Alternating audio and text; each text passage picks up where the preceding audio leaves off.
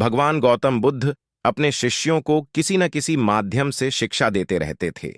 एक बार महात्मा बुद्ध जब अपने शिष्यों को शिक्षा दे रहे थे तो उन्होंने हाथ में एक रस्सी पकड़कर उसमें बहुत सी गांठें दी। उसके पश्चात महात्मा बुद्ध ने वहां पर उपस्थित शिष्यों से प्रसन्न पूछा, क्या यह रस्सी वैसी ही है जैसी गांठें लगाने से पहले थी? एक शिष्य ने महात्मा बुद्ध के प्रश्न का उत्तर दिया। वह कहने लगा कि गुरुजी, एक दृष्टिकोण से देखें तो यह रस्सी वैसी ही है जैसी पहले थी, लेकिन अगर दूसरे दृष्टिकोण से देखें तो रस्सी में 3 गांठें पड़ चुकी हैं। इसीलिए देखने में इसका स्वरूप कुछ बदल चुका है। लेकिन एक सत्य यह भी है कि बाहर से देखने पर चाहे इसका स्वरूप बदल चुका है, लेकिन भीतर से इसके बुनियादी रूप से यह पहले के जैसी ही है। शिष्य का उत्तर सुनकर महात्मा बुद्ध संतुष्ट हो गए। उसके पश्चात महात्मा बुद्ध ने कहा, मैं रस्सी की इन गांठों को खोल देता हूं। महात्मा बुद्ध रस्सी के दोनों सिरों को पूरी ताकत से खींचने लगे। फिर उन्होंने शिष्यों से प्रश्न किया कि क्या इससे गांठें खुल जाएंगी? इस शिष्य ने तुरंत उत्तर दिया, नहीं नहीं, इससे तो गांठें और अधिक कस जाएंगी। यह सुनकर महात्मा बुद्ध ने पुनः एक प्रश्न किया, इन गांठों को खोलने का क्या समाधान होना चाहिए?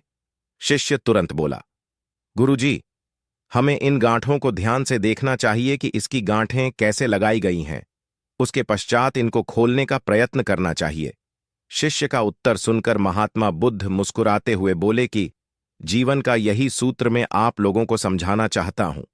आप जीवन में जब कभी भी किसी समस्या में फंसे तो सबसे पहले उस समस्या का कारण ढूंढें और फिर उसका निवारण करें। व्यवहारिक जीवन में लोग समस्या का कारण जाने बिना ही उसका समाधान ढूंढने की कोशिश करते हैं, जिस कारण उनको उचित परिणाम नहीं मिल पाता।